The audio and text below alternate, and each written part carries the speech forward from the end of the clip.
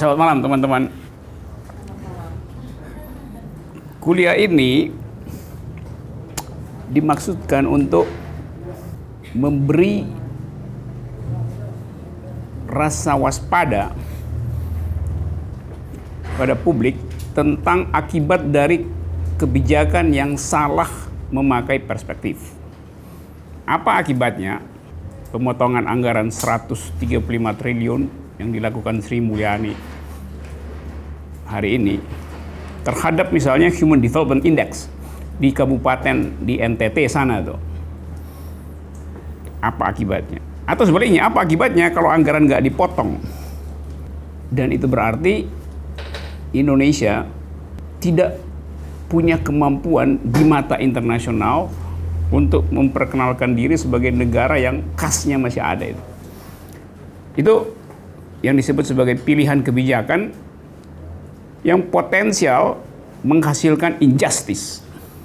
Jadi kita rancang kuliah ini untuk satu hal. Pertama adalah memeriksa apakah kebijakan publik hari ini telah didasarkan pada jenis keadilan yang selama ini disembunyikan oleh susunan teori mainstream.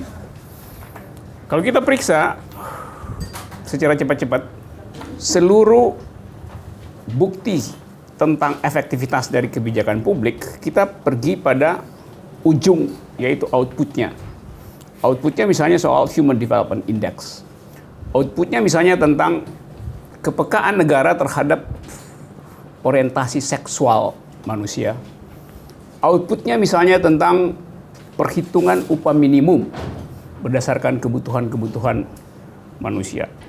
Kalau kita periksa secara cepat-cepat, intuisi kita mengatakan bahwa kebijakan publik kita defisit di dalam dua hal. Pertama, dia tidak paham apa yang disebut sebagai injustice. Dan kedua, dia sengaja menggelapkan sejarah perempuan di dalam proses pembuatan kebijakan publik. Tadi di Jakarta Post, halaman 1, ada berita bahwa sekelompok tokoh pergi ke Mahkamah Konstitusi minta agar supaya Mahkamah Konstitusi merevisi undang-undang satu pasal di dalam KUHP tentang adultery dengan dalil bahwa LGBT itu harus dinyatakan secara eksplisit sebagai kejahatan. Karena di dalam undang-undang tidak eksplisit disebutkan, hanya disebutkan bahwa dua orang dewasa atas dasar kesepakatan melakukan relasi seksual bukan kriminal. Nah, sekarang mau dimintakan agar supaya dua orang, konsep subjek hukum dua orang dewasa itu harus dipisahkan dari konsep LGBT itu. Jadi Anda lihat bahwa begitu teliti mereka yang hendak membatalkan kesetaraan manusia mencari celah di dalam kebijakan publik untuk menghasilkan misoginisme. Di NTT ada satu daerah yang boleh disebut sebagai paling miskin di Indonesia yang mempraktekkan satu prinsip bahwa ibu setelah dia melahirkan dia harus tidur di dapur selama 40 hari, tidak boleh makan daging bersama bayinya. Lalu kita mulai berpikir, kalau wisdom semacam itu tidak dipersoalkan oleh kebijakan publik, maka kita bisa bikin proyeksi cepat-cepat bahwa dalam satu dekade ke depan IQ nasional kita akan tergerogoti oleh jumlah anak yang kekurangan oksigen, kekurangan zat besi yang disuplai oleh sebuah tradisi di NTT. Jadi dengan kata lain, IQ nasional akan defisit 0,0 sekian poin hanya karena ada semacam local wisdom yang sebetulnya berbahaya bagi pertumbuhan manusia itu. Yang saya maksud adalah bahwa sering kebijakan publik tidak diselenggarakan dengan posisi teori yang kritis. Jadi itu soalnya tuh. Sehingga injustice tumbuh dan kita baru bisa lihat akibatnya setelah 1-2 periode ke depan. Ilustrasi yang lain misalnya, kalau kita sebut injustice, kebijakan publik itu tidak bisa membedakan antara injustice pada laki-laki dan injustice pada perempuan. Kalau seorang laki-laki mengalami ketidakadilan, dia mungkin sekali hanya mengalami misfortune itu. Tapi bagi perempuan, injustice itu bukan sekedar misfortune, tapi misery. Satu konsep yang tidak mungkin dipahami oleh laki-laki. Penderitaan pada laki-laki adalah penderitaan karena kekurangan hak. Penderitaan pada perempuan adalah kulminasi dari semua jenis penderitaan, termasuk penderitaan terhadap harapan akan masa depan itu. Jadi dari awal kita lihat bahwa distingsi antara ethics of right dan ethics of care tidak dimasukkan sebagai pertimbangan dalam pembuatan kebijakan publik. Jadi kebijakan publik selalu hanya bertumpu pada satu konsep di dalam teori keadilan, itu ethics of right. Jadi teori keadilan selalu bertumpu pada pada basis etika hak, transaksi hak, jumlah hak yang diperlukan, bukan pada ethics of care. Nah, saya mau cepat-cepat memperlihatkan beberapa posisi teori yang dominan dijadikan basis dari kebijakan publik. Jadi kita sebut ini public policy. Public policy itu ditentukan oleh teori yang dipakai seringkali tidak eksplisit, yang didasarkan pada prinsip-prinsip keadilan yang maskulin.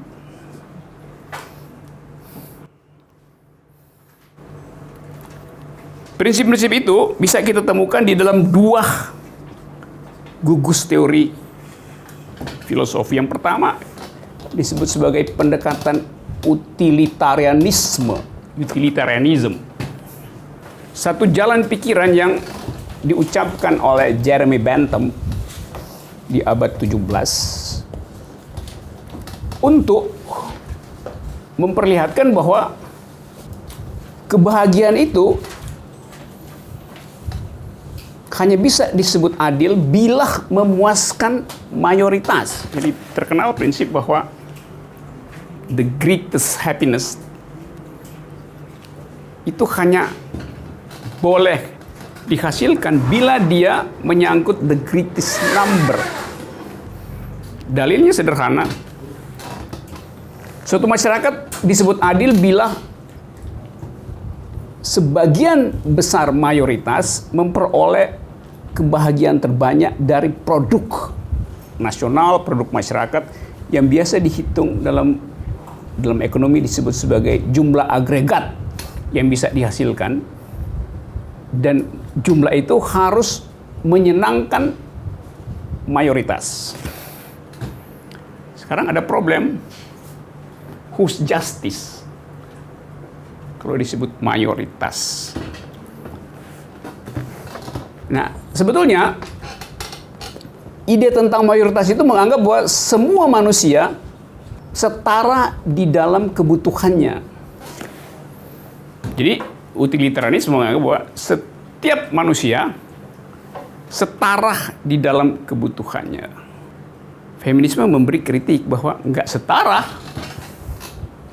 Dulu misalnya zaman Orde Baru, ukuran untuk menghitung utility manusia agar supaya bisa dibuatkan formula tentang kebutuhan pokok, bunyinya adalah kebutuhan manusia itu diukur berdasarkan kebutuhan laki-laki. Karena itu duit rokok dimasukkan sebagai kebutuhan pokok pada waktu itu. Sementara pembalut perempuan tidak dianggap sebagai kebutuhan pokok. Jadi gaji dipakai berdasarkan kebutuhan fisik laki-laki. Karena dianggap buruh selalu adalah laki-laki. Jadi dari awal kita lihat ada bias di dalam teori keadilan, dan bias itu menyelundup ke dalam public policy itu. Tapi sebetulnya prinsip di dalam utilitarianism itu cukup egaliter pada waktu itu. Karena pada waktu itu keadilan itu hanya ditentukan oleh belas kasihan seorang aristokrat, atau hanya ditentukan oleh hukum yang diatur di dalam teologi. Kita ingat itu abad-abad 16. Hak itu tidak ada. Hak itu hanya ada pada raja, pada seorang feodal, atau pada para pendeta. Jadi kita kalau hidup pada waktu itu nggak bisa menuntut hak, karena asal-usul hak itu tidak sekuler. Nah, Jeremy Bentham menganggap bahwa ini nggak bisa kalau hak itu diandalkan pada sesuatu yang tidak berdasarkan transaksi manusia. Oleh karena itu dia putar argumentasi bahwa hak keadilan harus berasal dari masyarakat sendiri, tidak boleh nunggu semacam izin dari gereja atau belas kasihan dari seorang aristokrat. Jadi pada waktu itu kita anggap terobosan utilitarianisme menghasilkan kesetaraan, sebab akhirnya orang tidak lagi tergantung pada relasi personal dengan tuannya, juga tidak tergantung pada soleh tidaknya dia di hadapan paus atau romo di Eropa. Jadi pada waktu itu utilitarianisme adalah jalan pikiran yang revolusioner, karena dia menghentikan eksploitasi teologi terhadap soal keadilan. Jadi itu adalah penyelesaian sekuler dari sistem keadilan. Tapi buat kita sekarang, kita menganggap bahwa iya, sekarang teori itu tidak lagi demokratis karena tidak memperhitungkan tadi jenis keadilan yang bekerja pada tubuh perempuan, atau jenis injustice yang bekerja pada tubuh perempuan. Tetapi praktek kebijakan publik masih mempergunakan prinsip-prinsip utilitarianisme. Dan prinsip itu yang dihasilkan setiap kali orang bikin APBN, APBD, segala macam itu. Di Indonesia misalnya, waktu Sri Mulyani jadi Menteri Keuangan sebelum yang sekarang, Sri Mulyani bikin satu kebijakan bahwa semua departemen yang tidak memasukkan unsur gender di dalam proposal anggaran tidak akan dikeluarkan anggarannya. Tapi pada saat yang sama kita ingat peristiwa itu, Sri Mulyani dituduh sebagai neolib. Dan pers semacam terbius dengan tuduhan itu karena ada sentimen ideologi. Jadi begitu disebut neolib, maka seluruh orang merasa bahwa itu adalah kejahatan kapitalis. Nah, itu yang saya mau katakan, bahwa seringkali istilah itu masuk di dalam pembicaraan publik tanpa skrutinisasi filosofis yang tajam. Bagaimana mungkin seorang neolib memihak pada kepentingan perempuan itu? Itu sekedar ilustrasi betapa dunia akademis kita filter kritisnya itu lumpuh, sehingga pembicaraan tentang kebijakan publik lebih diisi oleh retorika dibanding dengan logik, dengan logika. Itu soalnya. Jadi kelas ini dimaksudkan untuk memperlihatkan bahaya dari konsumsi teori yang tidak discrutinize berdasarkan logik dan critical discourse gitu. Jadi kita boleh sebut bahwa utilitarianisme mengandalkan jumlah keadilan, bukan kualitas keadilan, tapi jumlah keadilan itu. Gugus teori yang kedua yang mendominasi pembuatan kebijakan publik dikenal di dalam konsep libertarianism. Tadi pada utilitarianisme, keadilan itu dihitung berdasarkan jumlah kebahagiaan terbanyak yang bisa dinikmati oleh suatu masyarakat. Pada libertarianisme, keadilan itu tidak dihitung atau tidak diandalkan pada konsep jumlah kebahagiaan terbanyak, tetapi pada hak setiap individu untuk menghasilkan kebahagiaan bagi dirinya sendiri. Kalau ini produk nasional, kalau ini ada dua jenis masyarakat. Ini masyarakat yang kaya, ini masyarakat yang miskin. Maka negara disebut adil bila jumlah produk itu menghasilkan kebahagiaan pada kelompok yang paling besar. Mungkin nggak 100%, tapi 80%. Jadi jumlah ini harus fit and proper dengan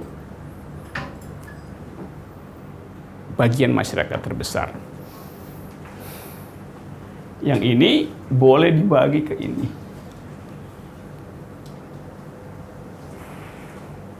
Melalui apa misalnya? Melalui sistem pajak.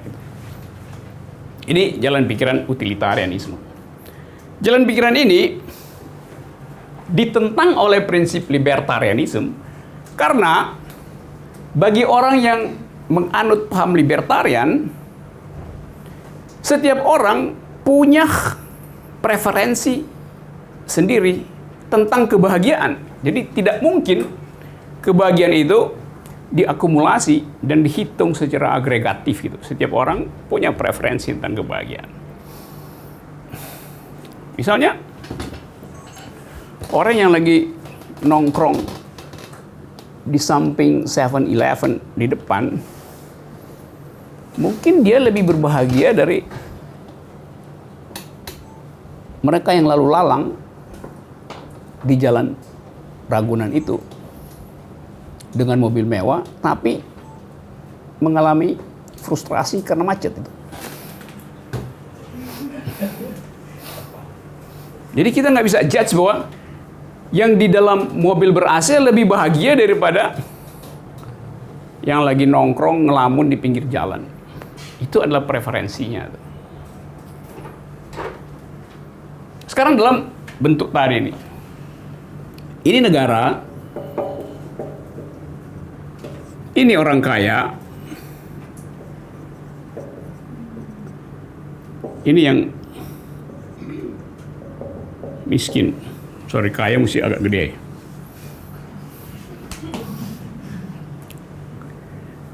Kalau negara misalnya melihat ada kemiskinan, ada orang nongkrong di pinggir jalan, lalu ada jumlah orang yang kekayaannya lagi diuber oleh tax amnesty, lalu negara memajaki si orang kaya ini dan mensubsidi orang miskin ini, bagi libertarian artinya negara menghina dia sekaligus menghina dia. Kenapa? Karena negara memanfaatkan kemiskinannya untuk memeras yang kaya ini. Pada saat yang sama, negara hanya menjadikan dua orang ini sebagai alat, bukan subjek, bukan objek. Jadi seorang libertarian akan menganggap bahwa tindakan negara ini dia tidak menghormati orang ini, sebab ini cuma dianggap sebagai alat untuk diperas. Demi apa? Demi ini. Jadi ini juga diperalat untuk memeras ini. Ini adalah alat untuk menyumbang itu. Bisa nangkap nggak logiknya? Ya? Jadi seorang libertarian akan anggap bahwa negara itu nggak boleh sok tahu tentang jenis kebahagiaan orang itu. Hal yang sama berlaku di dalam jenis kenikmatan seksual misalnya. Negara mengatur bahwa seks itu artinya seks antar laki-laki dan perempuan. Kalau seks itu terjadi di antara sesama jenis, negara menganggap itu bukan seks. Padahal negara nggak pernah mampu menikmati keindahan seksual di antara dua orang lesbian atau dua orang homoseksual. Karena negara cuma tahu satu etik, yaitu etik heterogen. Bahwa sensasi berciuman itu lebih nikmat di antara dua lidah yang sejenis misalnya negara nggak punya pengetahuan tentang itu. Tapi negara sudah tahu. Kira-kira begitu gambarannya. Jadi ada utilitarianism, ada libertarianism di dalam spektrum teori keadilan. Saya kasih yang intinya aja kan. Ada banyak teori tentang justice, tentang komunitarianism, egaliter. Tapi yang kira-kira bisa kita pakai malam ini supaya lebih ringkas untuk berdiskusi tentang akibat dari penggunaan teori yang keliru terhadap kebijakan publik. Sekedar untuk name dropping supaya kita sedikit punya sense sejarah. Ini biasa disebut sebagai gugus teori yang dihasilkan oleh para pengikut Jeremy Bentham. Ini gugus teori yang dihasilkan oleh cara berpikir Immanuel Kant. Nanti saya terangin sedikit ya. Dalam prinsip Immanuel Kant, manusia itu adalah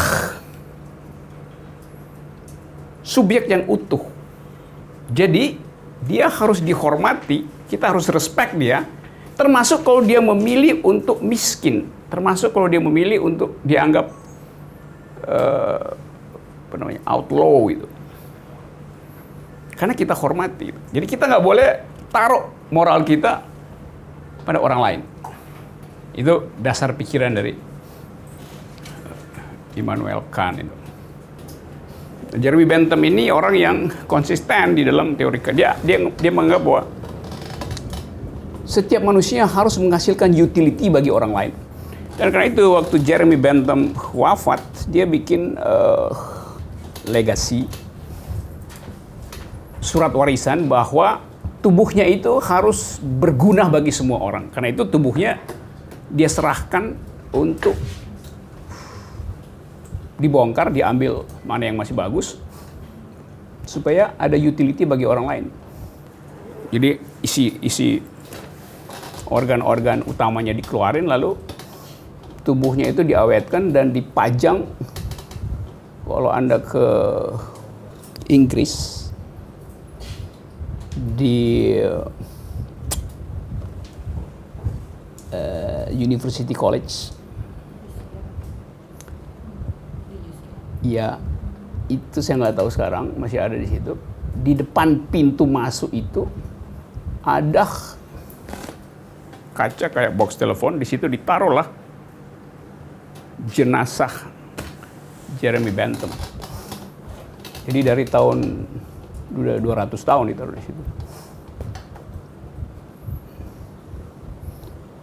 Dan University College itu adalah semacam upaya Bentham untuk mempraktekkan teorinya, karena pada waktu itu universitas London University itu didominasi oleh orang kaya aja. Karena itu dia bikin universitas untuk menandingi itu, bahwa kaum yang tersingkir harus punya akses pada sekolah. Jadi Anda lihat pada waktu itu dia sangat revolusioner. Sekarang kita kasih kritik bahwa dia tidak, walaupun kritik ini anakronis, tapi para follower dari Bentham masih mempergunakan konsep itu, padahal konsep itu cacat di dalam soal apresiasi terhadap perbedaan konsumsi fisik maupun psikis dari masyarakat tadi. Orientasi seksual, jenis kebahagiaan, macam-macam itu. Oke ya, saya dapat 2 poin. Jadi kita bisa katakan bahwa feminisme adalah reaksi teoritis terhadap mainstream theory of justice. Nah, saya mesti terangkan lebih dahulu supaya kita nggak salah membayangkan bahwa seringkali juga istilah gender dan istilah feminisme itu tidak kompatibel.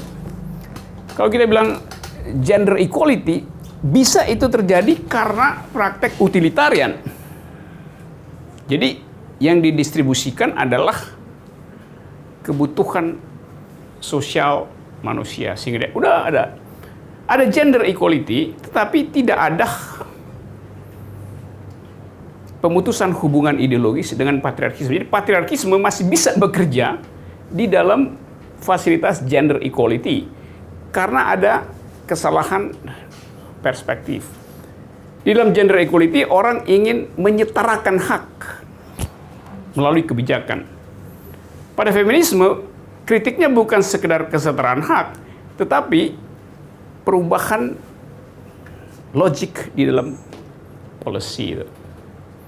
Jadi feminisme lebih tajam sebetulnya, karena dia ingin agar supaya seluruh jenis patriarki berakhir. Karena itu, dalil filosofinya lebih radikal dibandingkan gender equality itu. Nah, kita di Indonesia misalnya masih pada tahap gender equality itu. Sementara di luar sana teorisasi tentang keadilan sudah masuk sampai pada psikologi bahasa itu. Feminisme akan menganggap bahwa cara kita menerangkan seperti ini itu udah cara patriarkis, karena bahasa yang dipakai adalah bahasa patriarkis gitu. Logik, structure, sistematis. Sehingga bagi feminis, ya sebetulnya hasil maksimalnya adalah kesetaraan gender, bukan perubahan struktur patriarki. Jadi patriarki masih bisa bersembunyi di dalam gender equality itu. Jadi kalau kita bikin resume, public policy kita ditentukan oleh kira-kira dua ide besar itu. Utilitarianism atau libertarianism. Kalau saya bikin baganya kira-kira, ekstrim dari teori keadilan ada yang utilitarianism,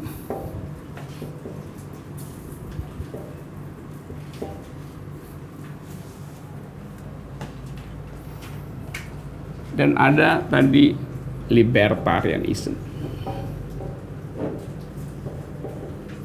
Sekarang kita coba lihat intervensi dari feminist ideas of justice terhadap fasilitas teori ini. Kalau kita mau menghitung lokasi pembuatan kebijakan publik, kita bisa petakan kebijakan publik itu di dalam, kalau saya taruh ini bidang 1, ini bidang Cartesian 1, 2, 3, 4. Kita bisa hitung seberapa banyak utilitarian beroperasi di dalam wilayah rights dan seberapa banyak beroperasi dalam wilayah care atau ethics of care dan ethics of rights. Saya katakan tadi ethics of rights dasarnya adalah tuntutan terhadap sesuatu yang sudah tersedia gitu. Ethics of care adalah upaya untuk memperlihatkan bahwa injustice itu konkret, bukan sekedar perjuangan hak, tapi perjuangan perubahan sosial masyarakat. Nah, sebelum ke situ saya pergi pada pembedaan tentang mengapa teori keadilan gagal mendeteksi jenis ketidakadilan yang berbeda pada perempuan dan laki-laki. Kalau seorang perempuan mengalami injustice, maka injustice itu dia alami dengan seluruh pengalaman ketubuhannya.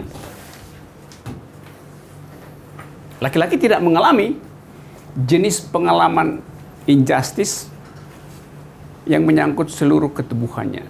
Laki-laki mengalami injustice karena tadi saya katakan kekurangan hak. Jadi defisit pada hak adalah injustice. Tapi pada perempuan, injustice itu menyangkut eksistensi dirinya. Menyangkut seluruh eksistensi dirinya. Kalau misalnya harga daging itu mahal, bagi laki-laki menganggap ya udah tunggu aja harganya turun itu. Tapi bagi si perempuan, harga daging mahal itu sekaligus membuat dia cemas terhadap masa depan anaknya tuh. Atau keluarganya secara keseluruhan tuh. Jadi bukan sekedar teori harga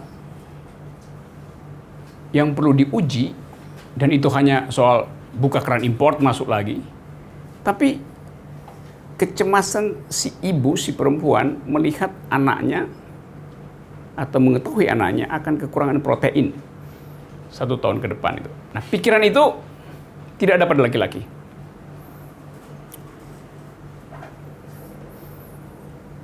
Jadi ethics of care itu khas menyangkut knowledge yang hanya dimiliki oleh perempuan. Karena tubuh perempuan berhubungan langsung dengan seluruh kondisi injustice.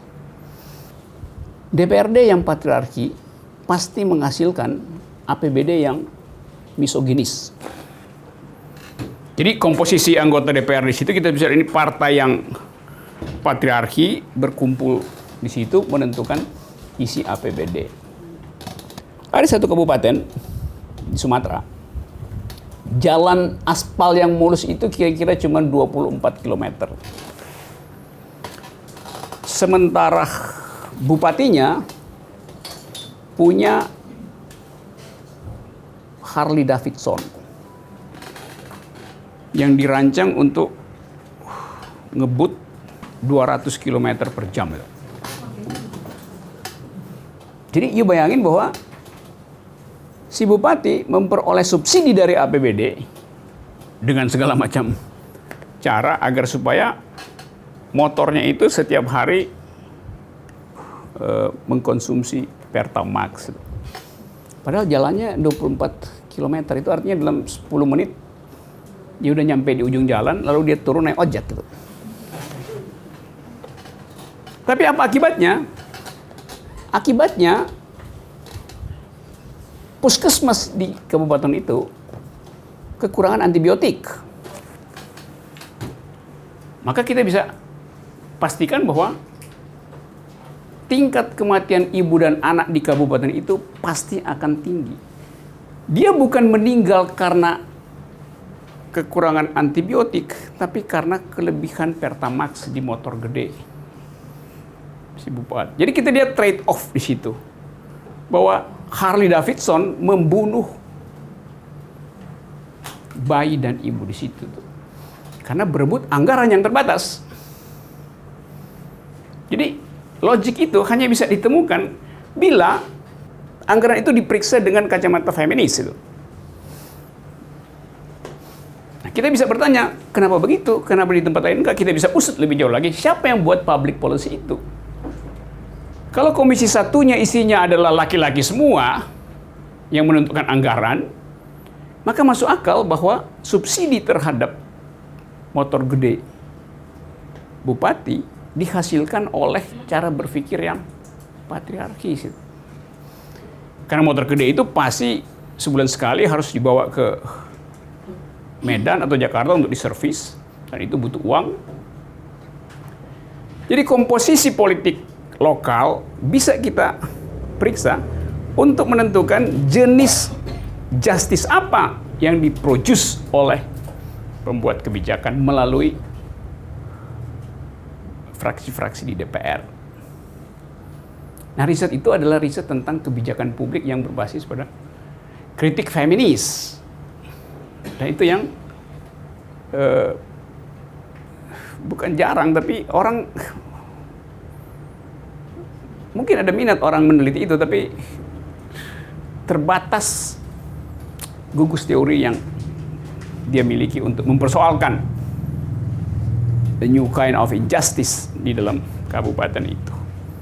Sama tadi dalam soal NTT misalnya, dengan cepat kita tahu bahwa pasti HDI di kabupaten itu akan turun. Apa hanya itu? Lebih dari itu kritik feminis, yaitu bahwa mengapa ibu itu nggak boleh keluar dapur, sementara si laki-laki boleh menikmati seluruh fasilitas publik, termasuk pergi ke tempat pelacuran atau mengundang konkubinnya untuk nginep di kamar depan karena istrinya ada di dapur itu. Karena dia nggak bisa berhubungan seksual dengan istrinya selama 40 hari. Jadi di balik local wisdom, ada patriarki. Di balik local wisdom, ada local kingdom.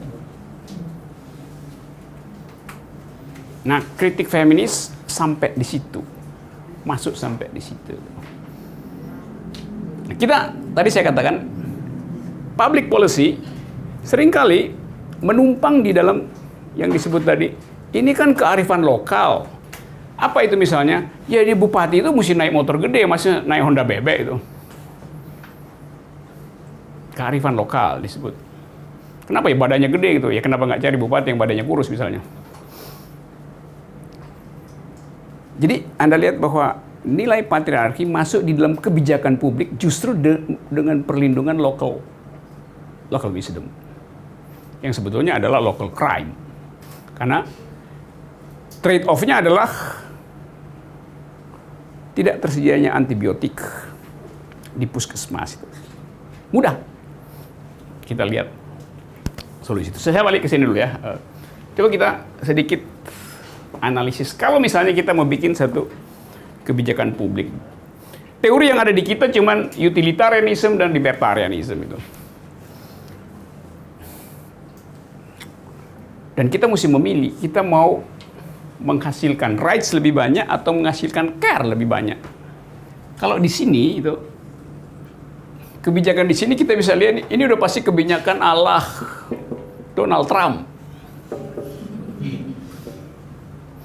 Libertarian, ethics of right gitu. Hillary Clinton misalnya kebijakan di mana kira-kira Anda bisa taruh di situ. Anda bisa uji juga kebijakan Bupati Kutai Kartanegara di mana, kebijakan Presiden Jokowi di mana di dalam lokasi itu. Kebijakan Ibu Risma di mana, sehingga kita bisa tahu jangan-jangan sebetulnya yang kita eluk-elukkan itu palsu hanya karena modulasi media massa itu. Ya itu perempuan iya, tapi kita melihat kebijakannya apa? Jangan-jangan kebijakannya itu super patriarki itu. Itu pentingnya membaca kebijakan berbasis teorisasi. Jadi sensasi publik itu bisa menutup kritisisme kita untuk menilai di mana ada lokasi ketidakadilan. Saya kasih contoh ini pasti wilayah public policy dari Donald Trump. Di Indonesia Donald Trumpnya siapa? Anda tentuin aja siapa, bisa cari. Ahok ada di mana dalam pembuatan kebijakan itu? Ya tapi dia populis, iya tapi you mesti analisis akibat dari pseudo populisme semacam itu misalnya.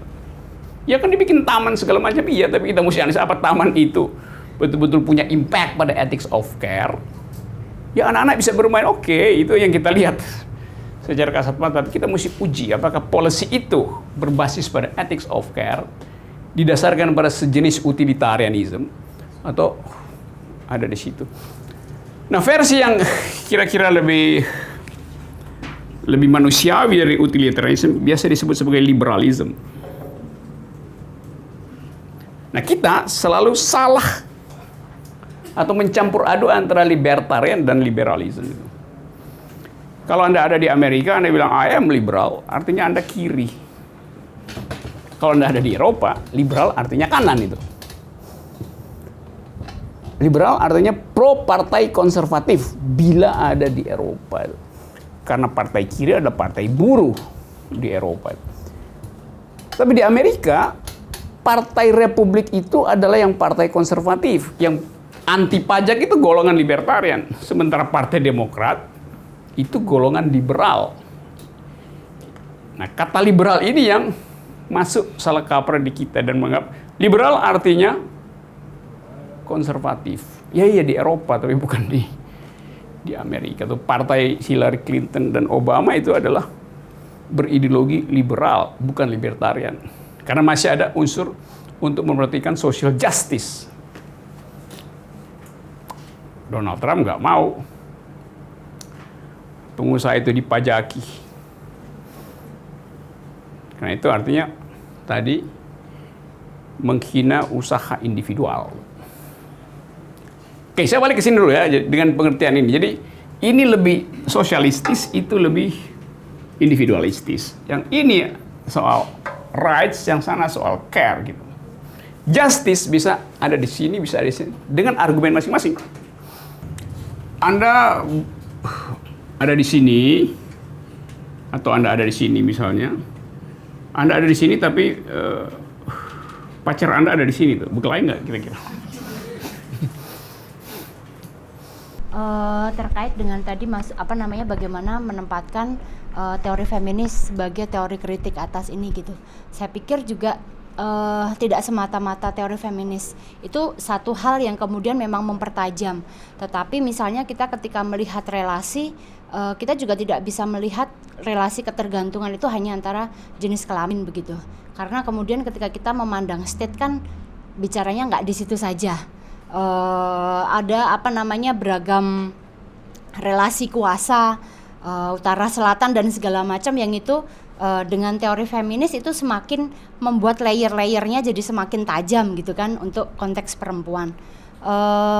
Kalau saya pernah membaca kalau misalnya satu hal tentang teori formalisasi gitu, rezim formalisasi misalnya di situ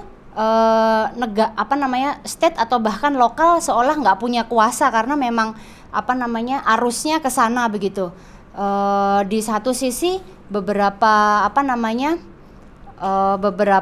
kawan-kawan yang perempuan misalnya memandang yaitu satu hal untuk melegitimate bahwa perempuan punya hak atas akses begitu kan, atas aset, dan itu harus diformalkan sehingga itu bisa digunakan dalam relasi-relasi yang formal dalam konteks relasi ekonomi begitu. Tapi di sisi lain pandangan itu ketika digunakan teori kritik feminis itu menghilangkan perempuan karena dalam rezim formalisasi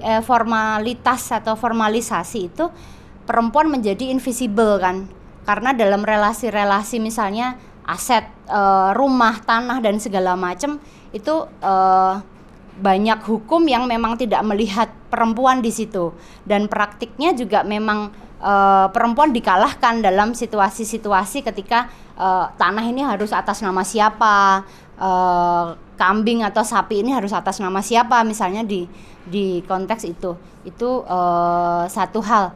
Jadi saya pikir bagaimana mengenali yang invisible ini menjadi satu hal yang sangat penting. Saya nggak tahu kalau secara teori kacamatanya menggunakan apa gitu.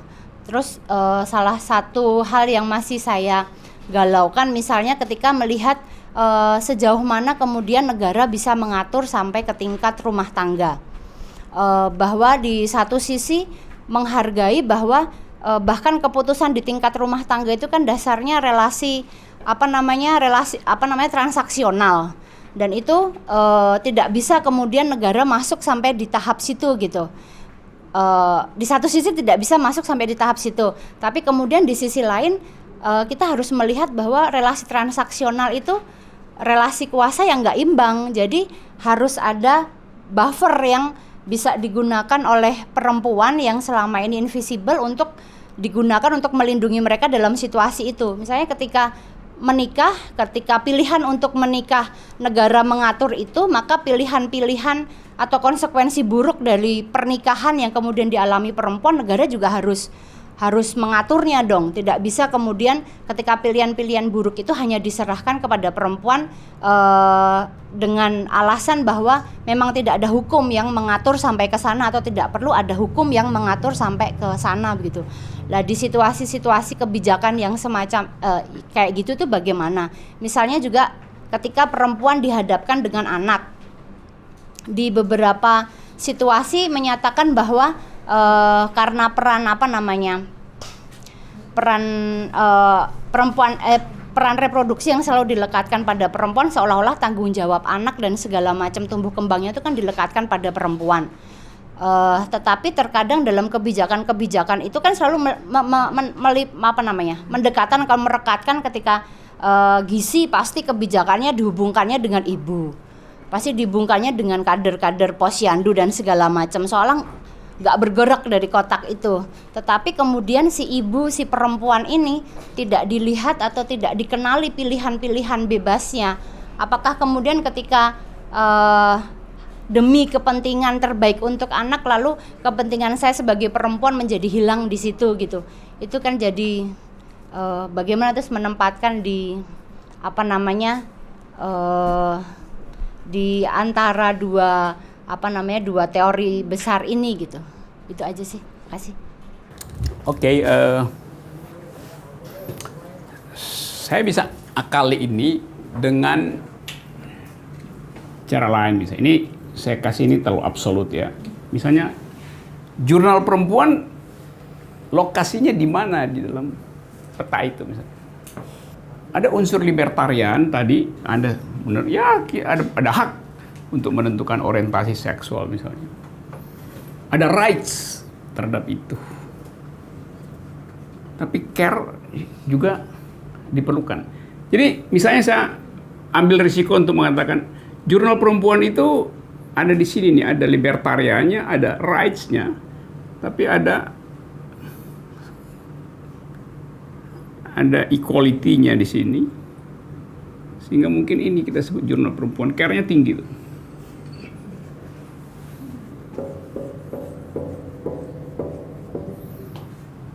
Secara keseluruhan. Tapi kalau isinya lebih spesifik, misalnya soal orientasi seksual, mungkin seseorang itu ideologinya ada di sini nih, libertariannya tinggi sekali, karena dia nggak mau ikut pada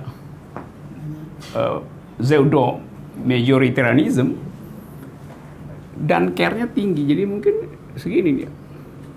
Ini dalam orientasi LGBT misalnya, seorang memilih LGBT dengan posisi itu.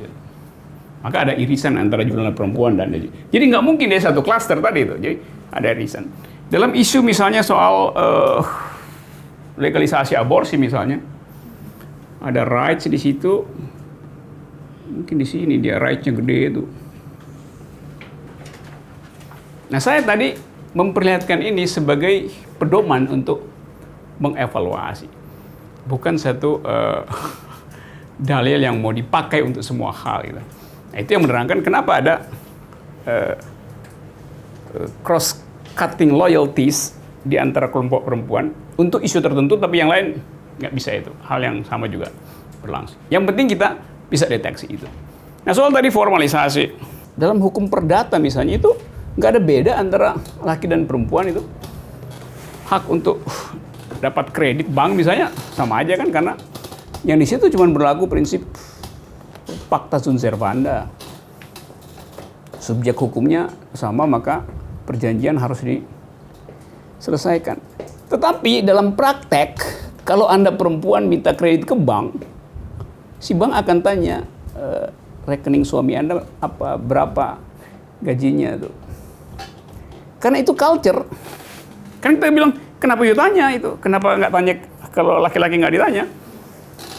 Ya si pejabat bank juga bilang, iya saya tahu Anda berhak, tapi ya ini ada kebiasaan sih kalau perempuan minjem nggak balik duitnya tuh. Padahal itu nggak ada urusan, itu soal hak. You bisa tuntut kalau dia nggak balik kan. Tetapi local wisdom itu mengatakan begitu, padahal sama haknya tuh.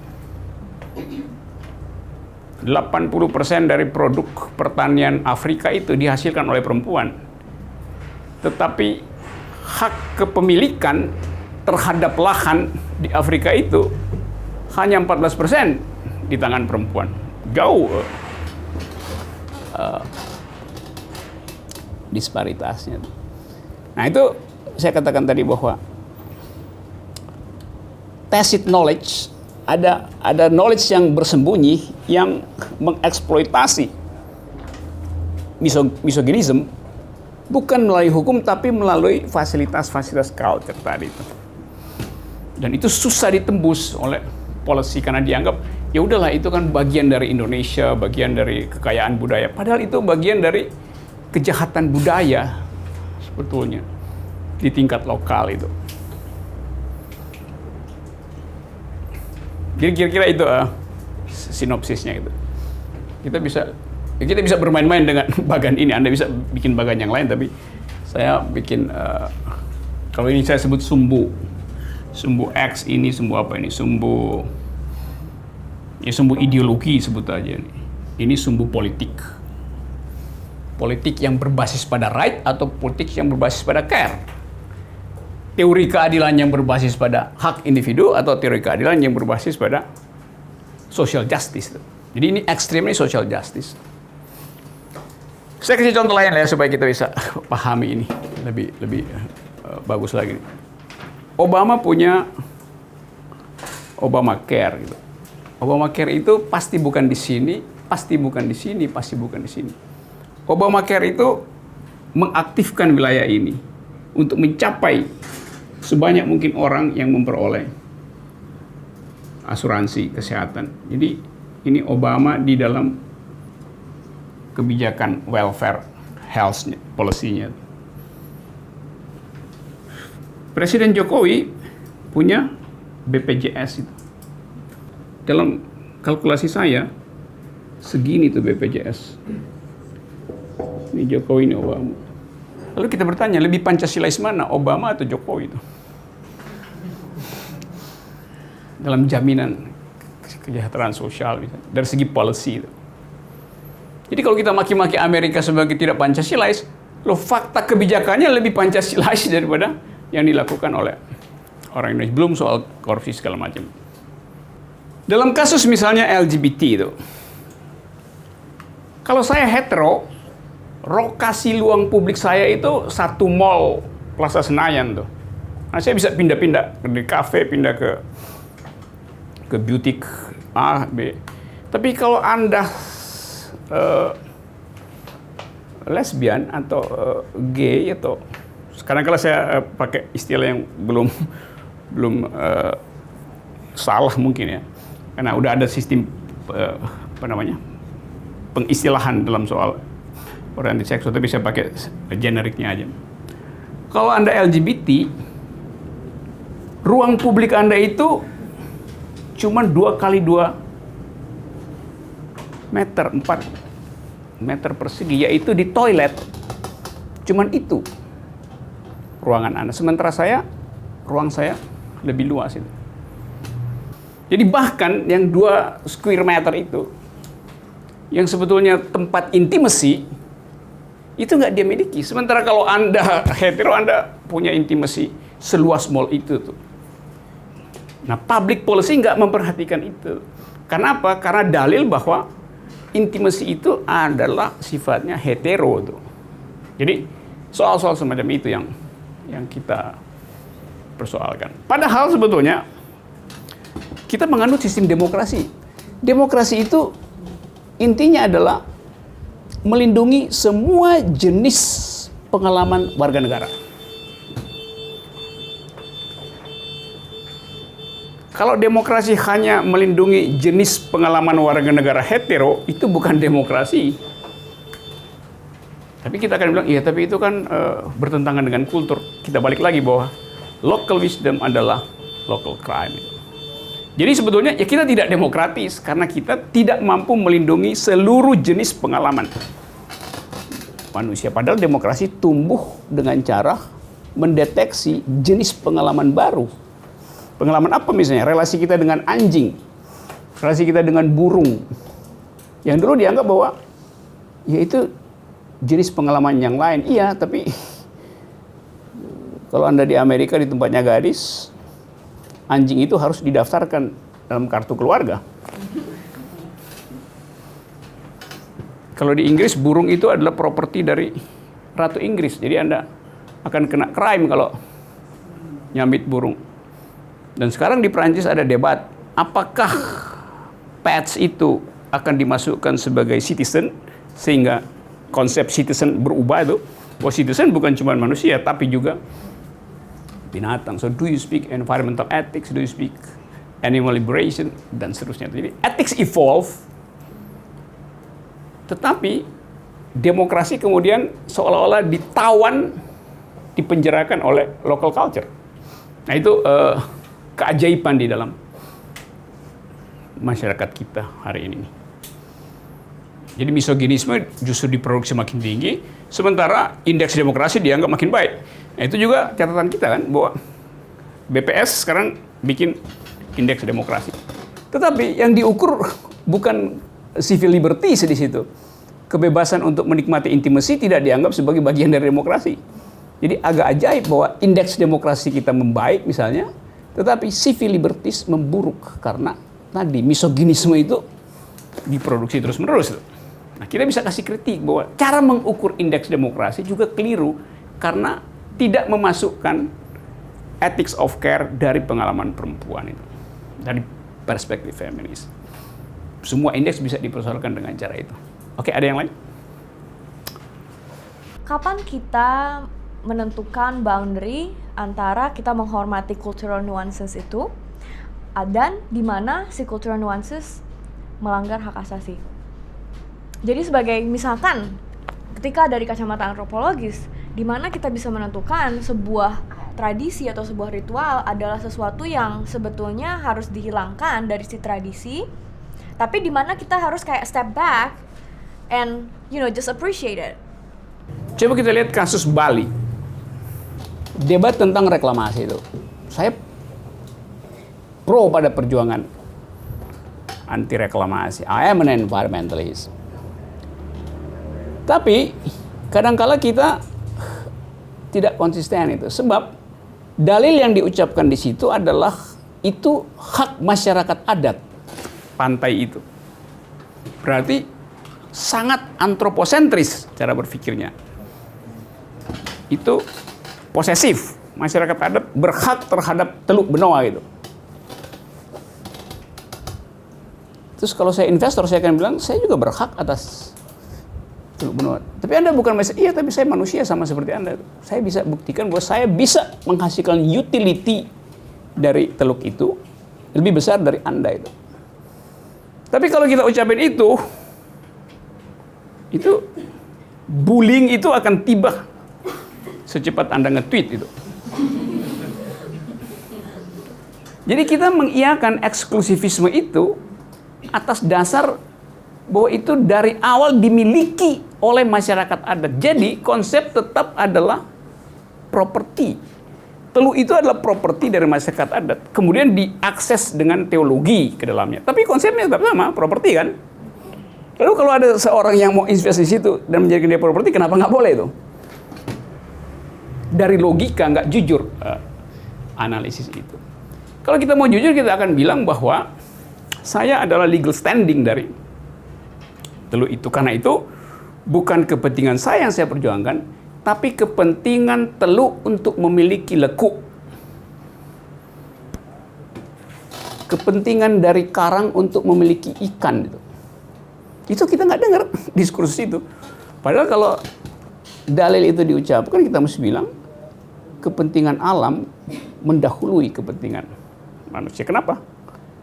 Ya alamnya itu lebih dulu ada daripada orang Bali di situ. Kan kita semua pendatang di bumi. Tapi kalau dibilang origin, nggak ada yang origin situ. Sama seperti klaim misalnya suku aborigin di Australia bahwa Australia milik mereka. Saya kira itu juga antroposentris. Aborigin dimiliki oleh benua Amerika. Orang Bali dimiliki oleh peninsula Bali. Orang Batak dimiliki oleh Danau Toba, bukan sebaliknya itu. Tapi konsistensi itu bisa menimbulkan huru-hara karena kemarahan lebih cepat diproduksi daripada kecerdasan. Kecuali dia mau jujur bahwa ya saya sebetulnya bukan environmentalist. Tapi kalau bilang saya environmentalist, maka etiknya adalah alam menulis hukumnya sendiri dan kita nggak boleh intervensi hukum itu. Segitu logiknya. Dalam soal tadi, silahkan debatkan itu di dalam satu forum. Dan itu pasti menimbulkan semacam no easy choice itu. Di dalam teori komunitarianism, identity itu hanya ada sejauh dia dihasilkan oleh kesepakatan community itu. Jadi kita lihat strukturnya atau kondisi antropologinya bagaimana. Kalau sistem sosial di situ komunitarian, maka dari awal rights itu tidak ada pada individu itu. Jadi identitas hanya ada sejauh dihasilkan oleh komunitas itu. Yang jadi masalah adalah kalau begitu, itu artinya tidak mungkin ada perubahan di dalam masyarakat. Nah, karena itu ada intervensi dari teori keadilan bahwa walaupun ethics community itu dominan, tetapi dia tidak boleh membatalkan keinginan individu untuk keluar dari sistem ethics itu. Nah, itu yang saya katakan tadi, kadang-kala kita gugup dan gagap untuk mengajukan dalil itu. Padahal kalau dalil itu diajukan, kebebasan tercipta dan si individu merasa bahwa saya sebetulnya direklamasi dari ethics of community yang basisnya adalah patriarki. Bisa nggak terjadi? Itu bisa aja. Kalau misalnya bupatinya atau tokohnya di situ habis ikut mata kuliah di sini dan dia merasa bahwa saya mau bikin perubahan dan mengambil risiko dengan itu. Nah, kalau dia nggak mau ambil risiko, artinya dia menyumbang lebih banyak pada praktek misoginis di dalam masyarakat itu. Kalau ada seseorang di situ datang dengan keterangan, kalau saya beri keterangan di situ mungkin, atau Anda ada di situ, Anda diusir oleh masyarakat NTT itu kan. Ini orang asing segala macam. Tapi bayangin kalau ada anak NTT sendiri datang ke situ dan menerjemahkan temuan dari UNICEF misalnya dalam bahasa lokal. Lalu sebagian laki-laki di situ mulai 1-2 orang merasa iya ada semacam ketidakadilan sebetulnya di situ dan dia mulai berubah jalan pikirannya. Bisa. Karena secara prinsip nggak mungkin laki-laki bisa jadi feminis. But now saya bisa bilang I am a male feminist itu. Karena ada rasa bersalah bahwa saya berutang pada 25 abad eksploitasi perempuan.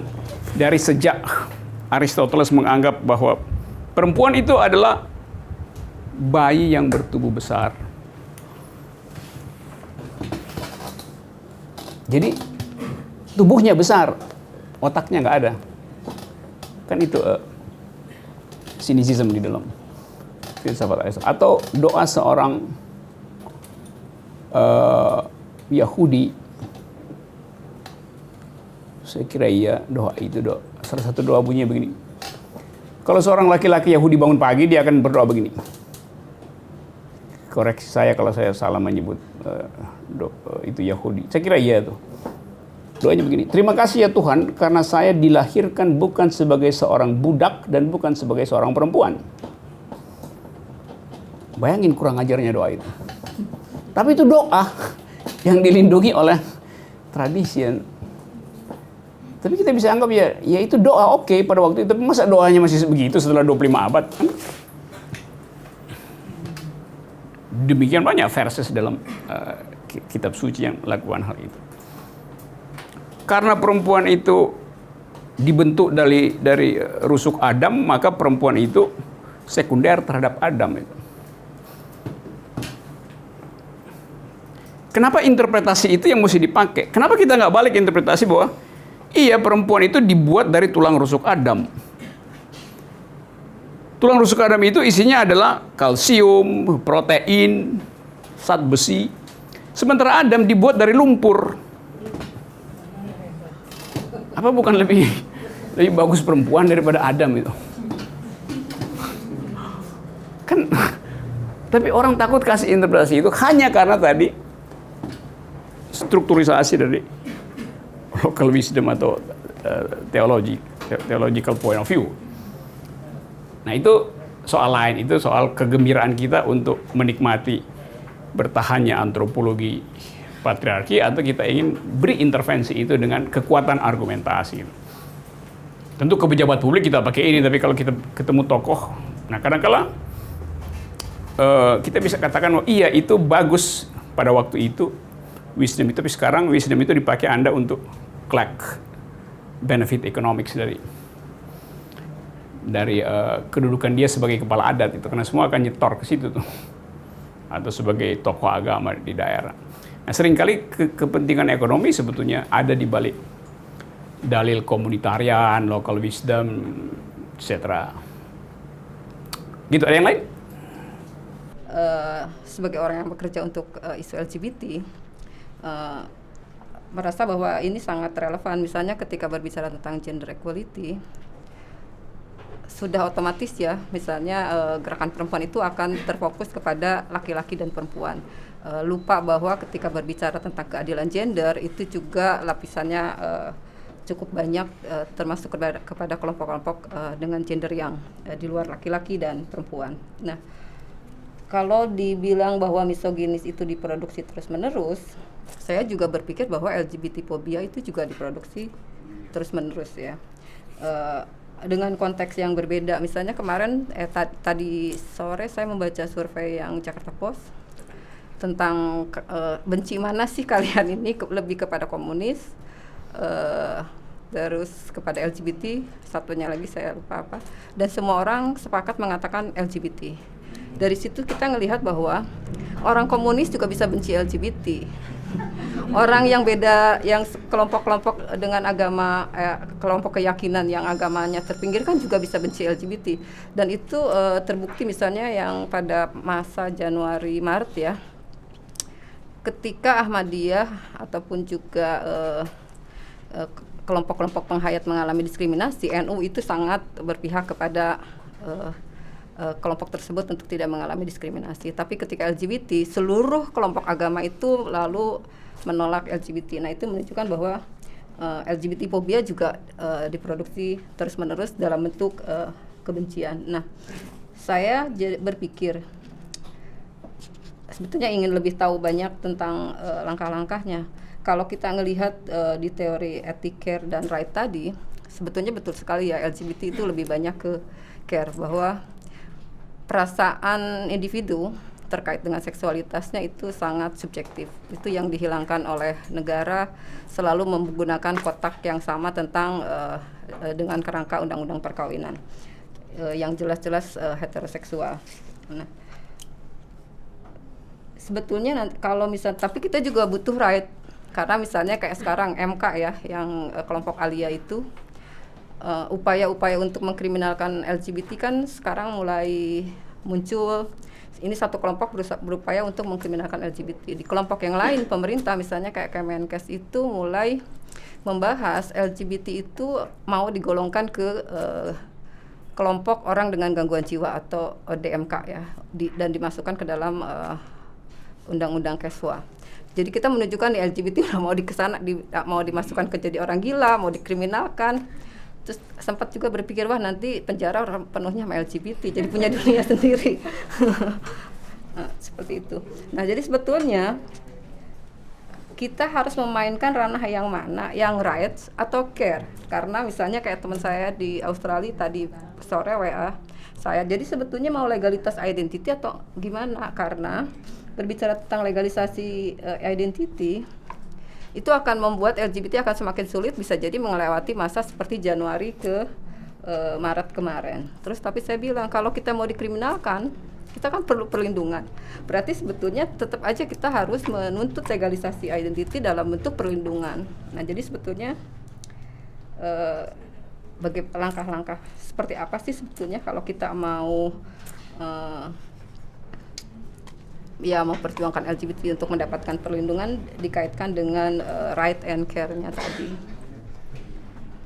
Kalau dua orang manusia membuat relasi seksual heterogen,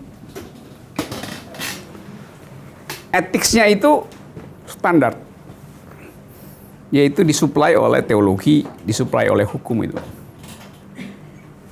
Tapi bayangin bahwa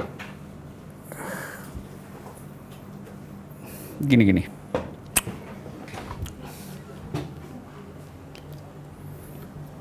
Kita menganggap kalau lesbian misalnya itu adalah relasi antara seorang perempuan dengan seorang perempuan. Negara anggapnya begitu. Tapi kalau kita bedah, perempuan ini yang kita sebut perempuan, dia ada di dalam konstruksi relasi dengan laki-laki. Jadi perempuan hanya disebut perempuan kalau ada relasi dengan laki-laki. Jadi perempuan dan perempuan ini mesti dirumuskan sebagai a new kind of ethics. Karena sentuhan sensasi seksualnya nggak bisa dibandingkan dengan sensasi laki-laki itu. Dua lidah yang bergelut, saling tukar liur. Laki-laki dan perempuan lain dengan perempuan dan perempuan. Yang berikutnya, jenis tanggung jawab yang dihasilkan oleh relasi lesbian beda dengan jenis tanggung jawab yang dihasilkan oleh relasi hetero. Nah, pengalaman ini yang tidak dikenal oleh state, itu soalnya, dan hukum nggak kenal itu tuh. Sulitnya di situ. Jadi sensasi LGBT itu dianggap sebagai outlaw hanya karena dia nggak kenal jenis etika itu, etika kesetaraan pada situasi yang amat otentik, yaitu relasi dua perempuan. Kalau relasi seksual laki perempuan, standarnya adalah ada obsesi pada reproduksi, obsesi pada keluarga, obsesi pada kehamilan, obsesi pada anak masa depan. Tapi kalau dua homo, dia nggak punya obsesi itu. Jadi lebih jujur sebetulnya relasinya, karena dia tidak diganggu oleh imajinasi tentang masa depan yang digambarkan oleh masyarakat heterogen itu. Kan lebih jujur sebetulnya. Kalau ini kan saling, kalau saya berelasi dengan perempuan, sebetulnya diam-diam saya ingin agar supaya kalau you nggak bisa hamil, maka kualitas cinta harus diturunkan. Makin lama diturunkan agar supaya bubar. Buat kita bisa terangin secara maksimal argumennya tadi bahwa konsep keluarga itu bukan sekedar konsep konvensional. Keluarga itu bisa dalam bentuk teknologi itu. Tapi mencicil argumen itu bukan sekedar memerlukan kecerdasan teoritik, tapi siksak politik gitu. Itu apa namanya, lobby, dan di dunia kan kelengkapan teorisasi feminis tentang LGBT itu sempurna. Tetapi lobby untuk memaksimalkan implikasi dari pengetahuan itu sering ragu-ragu dilakukan oleh politisi itu, karena kalkulasi pragmatik itu. Dari segi teori ya, yang kita pelajari mungkin bahkan surplus pengetahuan tentang apa sih konsep keluarga abad 22 itu. Separuh dari konsep keluarga itu adalah isinya teknologi induced family, bahwa resepsionis di Jepang sekarang adalah robot. Jadi kan yang kita bicarakan tadi adalah kalau dalam teori keadilan kan distributive paradigm, ya. Jadi distributive paradigm ini dalam teori keadilan, apakah distribusinya adil secara material gitu ya, income-nya, lalu resource-nya, menurut kaum liberal itu harus adil gitu kan, semuanya harus adil. Lalu terus kemudian kalau tadi Rocky mengatakan Walser, ternyata yang disebut adil itu bukan hanya income-nya, bukan hanya material goods-nya, tetapi social justice-nya gitu. Lalu Rocky mengatakan ini antara pilihan rights dan care, yang sampai situ benar. Tetapi kemudian dalam teori feminisme, dalam teori keadilan ada Iris Marion Young. Nah ini mungkin di sini bisa membantu teman-teman yang bergerak di LGBT atau di feminisme, karena Iris Marion Young mengklasifikasikan ada 5 hal. Jadi bukan hanya distribusi yang adil yang material goods atau yang social justice, tetapi 5 hal kalau ada eksploitasi, kalau ada marginalisasi, kalau ada dominasi budaya, kalau ada violence, ya, itu dia sebut sebagai persoalan keadilan.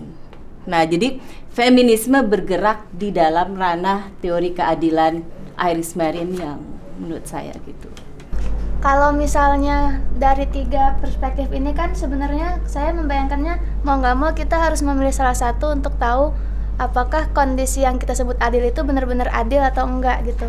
Bukan yang overlap bisa kita, oh menurut perspektif utilitarian ini cukup adil gitu.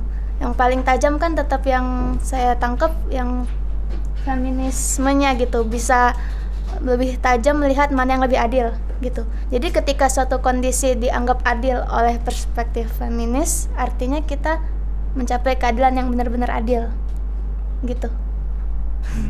Tadi Gadis terangin soal kondisi impartiality dari relasi itu dan dihitung berdasarkan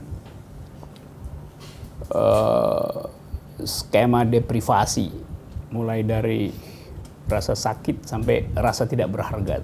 Ada skala dibikin semacam, tapi saya nggak terangin itu sebetulnya karena saya mau konsentrasi di sini supaya kita dapat paradigmnya itu ya. Detailnya ada di situ, komposisi teorinya itu. Tapi perkaranya adalah bahwa setiap kali kita breakdown dalam bentuk policy dengan membuat ukuran bahwa mesti diukur dengan misalnya 5 kategori dari Iris Marion Young atau psikologi Carol Gilligan. Kita kehilangan fokus pada 2 ini nih. Nah, saya berpikir bahwa kalau Anda atau kalau kita tidak die hard di dalam positioning, maka kita akan diganggu oleh supply kebijakan yang seolah-olah udah gender equality atau udah peka pada feminisme itu. Nah, sebagai contoh misalnya, seluruh keterangan Iris Marion Young bisa diadopsi melalui kebijakan Menteri Perempuan dan Anak misalnya. Tapi dia cuma pakai itu sebagai parameter untuk kebijakan departemennya. Sementara departemen yang lain tidak melakukan hal yang sama karena tidak dalam satu paradigm tentang ethics of care itu yang saya maksud. Jadi keterangannya adalah bahwa feminisme itu adalah comprehensive ideas tentang justice. Dan itu tidak mungkin kompatibel dengan libertarianisme dan utilitarianisme. Dia sebetulnya satu jalan pikiran yang korektif. Bahkan feminisme adalah intervensi terhadap ide tentang keadilan. Karena selama ini ide justice itu tetap di belakang kita adalah ide tentang distribusi hak gitu. Bukan ide tentang perubahan epistemologi itu. Tapi tadi untuk kepentingan strategis ya Anda boleh cicil itu. Dengan haknya ada dulu itu. Supaya ada pintu masuk untuk pergi lebih jauh, menuntut yang lebih besar. Tapi itu wilayah politik sebetulnya. Itu mengandaikan ada representasi kita di dalam parlemen dan dalam kabinet yang paham tentang itu. Dan pemahaman itu harus sustainable. Bahwa nanti kalau diganti Menteri Perempuan dan Anak, kebijakannya jalan terus itu. Tapi bahkan staf di situ ganti-ganti itu staf ahli yang feminis besok diganti dengan staf ahli feminis yang sebetulnya keahliannya adalah soal policy bukan teori feminis. Jadi berubah lagi kan atau apa namanya advisernya juga berubah, pindah dari Jerman pergi ke Inggris, yang lain cara ngelihat soal. Jadi itu pikirannya tuh. Nah, karena itu keadilan pada perempuan, keadilan melalui perspektif feminis artinya mengambil risiko radikal dengan konsekuensi yang paling absolut, yaitu dibully. Dan bully itu bisa terjadi juga di antara mereka yang ada dalam perspektif yang sama. Karena merasa bahwa secara taktis itu atau begini pikirannya, itu benar tapi tidak taktis. Nah, problemnya adalah kalau kita mau memelihara jalan pikiran itu, berarti seluruh sistem yang akan kita rubah dengan satu jalan pikiran harus betul-betul datang dari genealogi pikiran yang sama. Jadi taktis di sini, taktis juga di sana, taktis di Departemen Keuangan juga harus taktis di, dan itu artinya menyebarkan agen yang banyak, dan itu adalah pekerjaan politik. Anda tidak memenangkan gagasan itu hanya karena Menteri Sosial tiba-tiba menyodorkan policy yang seolah-olah peka pada gender. Tapi begitu balik pada doktrin agama, dia balik jadi konservatif itu. Kan nggak ada gunanya tuh. Jadi kita dibuat bergembira sesaat, tapi sebetulnya itu sogokan untuk menghentikan aktivitas radikal dari feminist point of view. Itu yang selalu kita harus asumsikan bahwa mereka yang tidak final mengambil perspektif feminis akan bermain di dalam wilayah yang pragmatis. Tinggal dipilih, mau layani pragmatisme itu atau ambil posisi radikal. Jadi itu kompleks ya, bukan hal yang bisa kita selesaikan dengan satu kuliah. Tapi saya mau sekedar memberitahu tentang celah yang sangat sempit untuk menghasilkan keadilan dengan fasilitas ethics of care ala feminisme.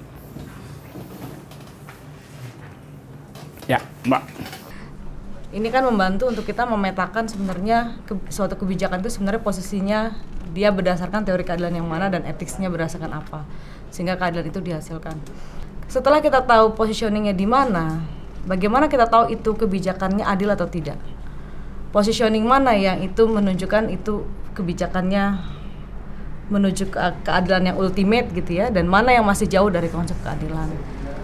Seperti itu. Dan yang kedua, saat kita tahu itu dan bagaimana kita bisa menggerakkan itu ya, karena kebijakan itu kan suatu political process juga, suatu pertarungan narasi seperti tadi LGBT mungkin secara pengetahuan negara belum tahu, ini kan suatu pertarungan narasi, pertarungan framing of knowledge juga. Nah itu saat kita tahu di mana positioningnya dan pertanyaan pertama tadi kebijakan itu adil atau tidak, dan kedua bagaimana menggeser itu menjadi lebih adil itu ya. Pertanyaan itu mengandaikan asumsi bahwa civil society itu crystal clear dalam soal beginian. Kan itu soalnya. Karena itu saya sebut tadi bagan idealnya begini nih. Kalau kita anggap bahwa ini harus dihasilkan, ini misalnya posisi jurnal perempuan, ada libertarian di situ, ada rights di situ, tapi liberalnya agak besar dan ethics of care-nya lebih besar. Kondisi di sini, saya ulangi ya, kondisi ini dihormati nggak oleh sebutnya stakeholder feminis Jakarta itu. Walaupun diterangkan secara agak, atau bukan sekedar agak, dengan sangat jernih. Misalnya, ini ada feminis juga, tapi dia dari sini, dari lokasi ini pergi ke partai politik, terus jadi penasihat gender di situ tuh. Kita senang. Tetapi dia tidak bisa menghasilkan output karena struktur dari partai itu adalah feodal. Maka yang terjadi adalah dia cicil kesepakatan atau wisdom di sini ke situ. Dan kita bisa tunggu kalau dia mayoritas menang di DPR, polisinya bisa berubah. Tapi bagaimana kalau dia gagal di situ tuh? Jadi variabel itu penting. Yang kedua adalah endurance dari the so-called aktivisme itu, sustainability dari ide itu. Nah, saya terus terang mau mengatakan bahwa itu yang jadi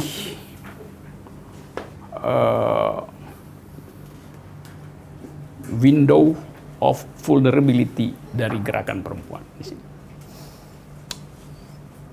Lain kalau status dari penjaga wilayah ini adalah akademisi. Dia nggak punya interest lain selain memaksimalkan argumentasi agar supaya ini terus dirawat dalam suhu teoritis itu. Tapi begitu dia pindah dari suhu teoritis ke suhu policy, mulai terjadi hal yang tadi. Ilustrasi cepat-cepat misalnya begini. Ini gini ya, coba. Ini bayangkan kita di sini ada di lokasi ini, besok 20% dari kita pergi ke partai politik. Oke, bagus sebetulnya karena kita ekspor pikiran melalui fasilitas publik yang namanya partai politik. Diam-diam kita ingin agar supaya 20 orang itu sebetulnya alumni dari kafe membentuk kaukus perempuan di parlemen itu. Artinya, kan ini asumsi kita diam-diam kan, bikin kaukus perempuan. Kaukus itu isunya cuma soal LGBT, equality, dan seterusnya. Nah, kaukus itu mestinya lepas dari tutorisasi partai, karena itu dia bikin kaukus itu. Tapi yang terjadi bukan begitu. Pengertian kaukus di sini adalah minta restu dari partai. Ya partainya patriarki, nggak mungkin Anda minta restu pada partai patriarki kan? Kan itu problemnya. Yang dari dulu terjadi. Setiap kali kita bikin pelatihan, yang datang adalah mengatakan kita kaukus perempuan. Iya, tapi Anda masih bagian dari fraksi. Nggak mungkin. Padahal dia diberi kemewahan untuk mengucapkan kami kaukus. Apa artinya? Artinya dia nggak paham apa itu kaukus. Bahwa kaukus itu dihormati justru karena ada isu spesifik di mana masing-masing partai punya pengertian yang sama tentang isu itu. Ini dia mau rapat kaukus, tunggu ya, saya tanya dulu sama ketua fraksi, boleh nggak ikut? Ya ngapain nanya ketua fraksi kalau Anda anggota dari kaukus itu? Ya. Paguyuban. Iya, semacam arisan kan, arisan isu itu.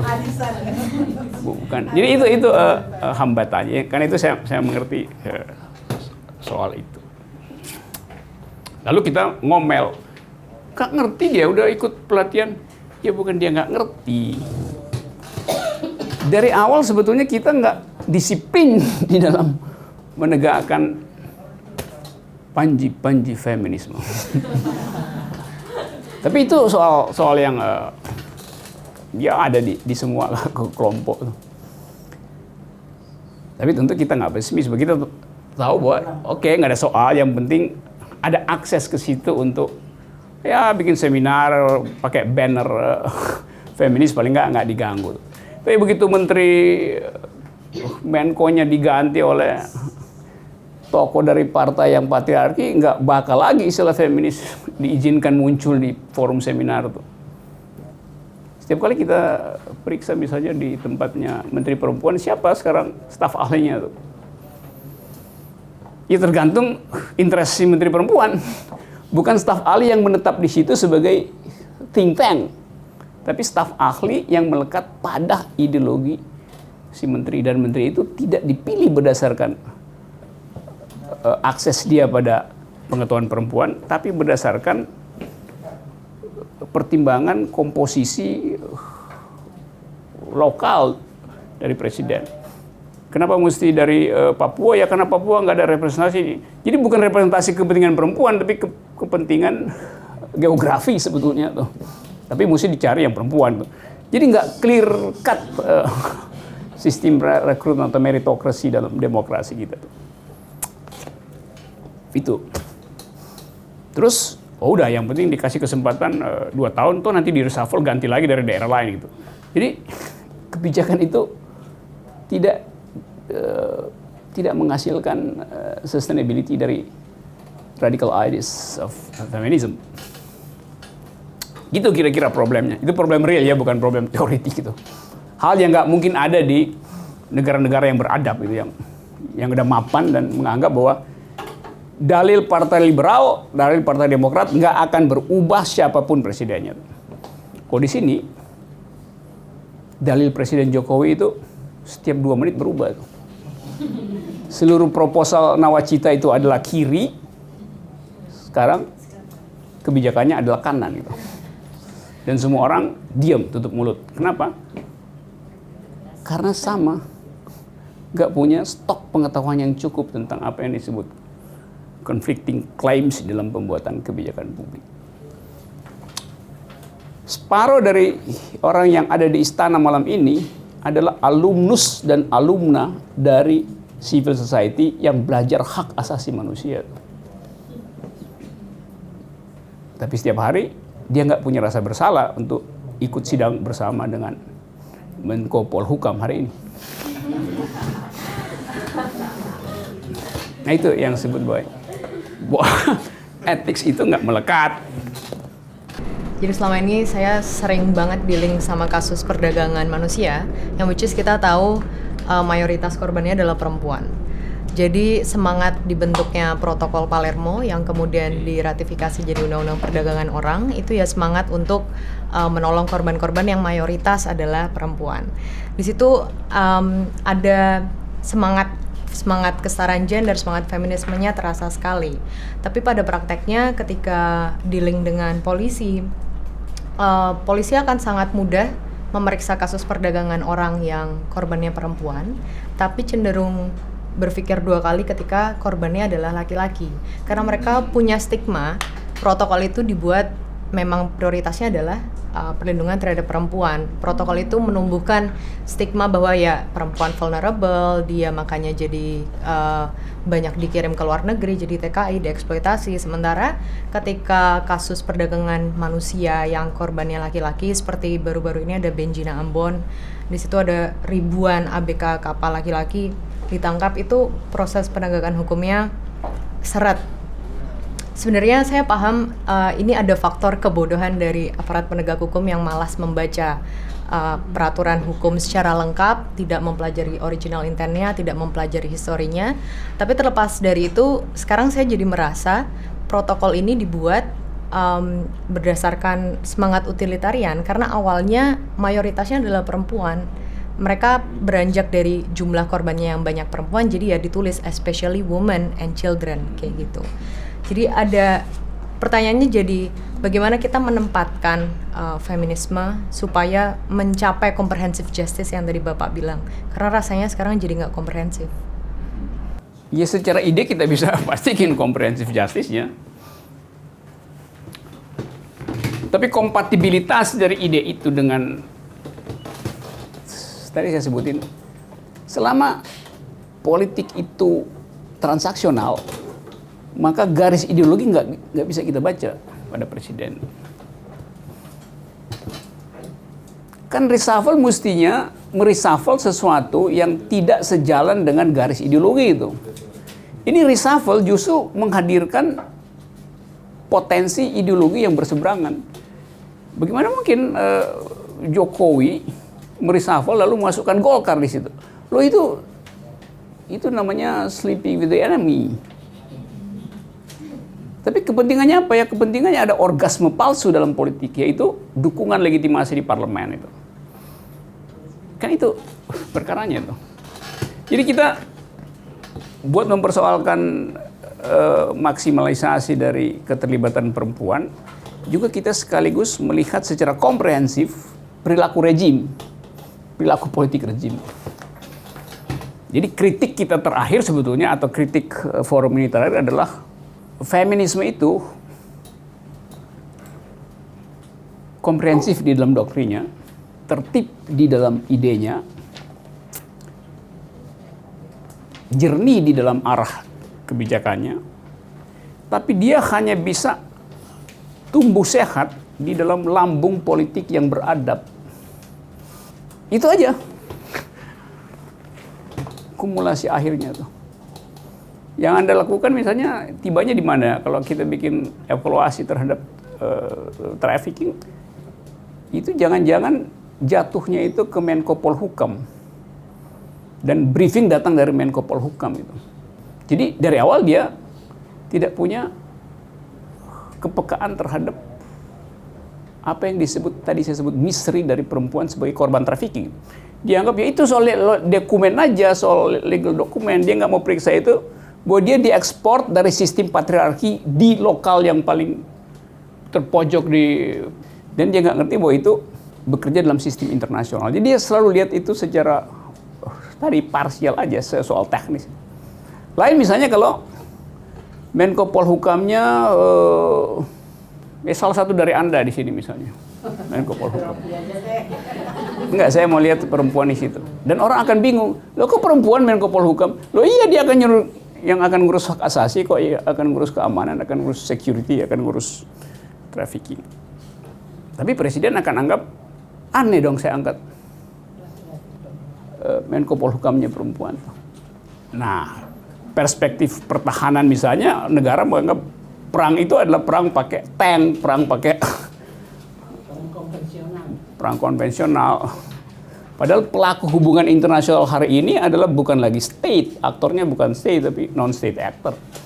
Pelaku hubungan internasional siapa? Ya teroris. Di mana tempatnya? Dia bukan state. ISIS itu negaranya ada di situs, ada di internet, nggak punya lokasi tapi dia punya kekuatan itu. Pelaku bisnis adalah Panama Papers, bukan korporasi BUMN. Jadi perubahan-perubahan itu yang tidak bisa diikuti oleh rejim yang sekarang ini. Ide untuk menghasilkan justice, ide untuk mengucapkan kesetaraan seringkali dibatalkan oleh kesopanan kita untuk bertengkar secara akademis. Kalau misalnya disodorkan sekarang tadi soal teori tadi toleransi itu, kita seolah-olah kagum dengan teori itu kan. Nah, kita mesti toleran itu. Tapi coba kita periksa isi dari konsep toleransi hari ini. Toleransi itu artinya seorang Muslim toleran pada seorang Nasrani, Nasrani toleran pada Hindu, Hindu toleran pada Konghucu itu. Tapi apakah 5 agama itu toleran pada ateis? Toleran pada LGBT itu? Jadi toleransi menjadi oligarki kaum soleh itu. Kartel dari mereka yang ingin masuk surga tuh. Padahal negara tidak hidup dengan agama, negara hidup dengan justice tuh. Jadi ada yang salah tuh dalam konsep kita tuh. Toleransi artinya Anda toleran pada orang yang tidak beragama. Itu namanya dalil demokrasi itu. Ngapain toleran pada orang yang sama-sama beragama? Dan orang atau kelompok yang pro toleran ini justru tidak toleran terhadap tadi perbedaan seksual, perbedaan keyakinan segala macam. Kenapa begitu? Karena negara ini surplus doa dan defisit akal. Itu masalahnya. Terima kasih.